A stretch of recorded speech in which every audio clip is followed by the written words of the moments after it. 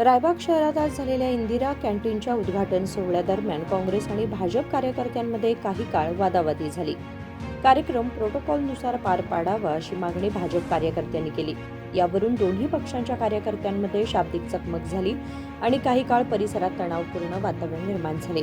नंतर घटनास्थळी उपस्थित असलेले पोलीस अधिकारी आणि ज्येष्ठांनी मध्यस्थी करून दोन्ही पक्षांच्या कार्यकर्त्यांना शांत केले.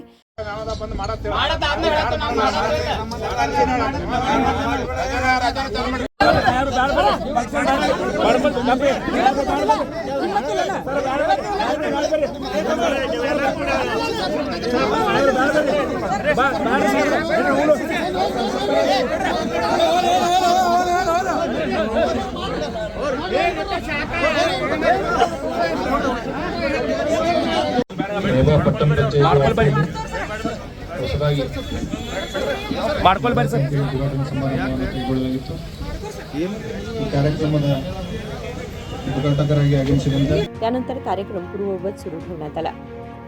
उदय होसपनी, KMM मराठी, चिकोडी.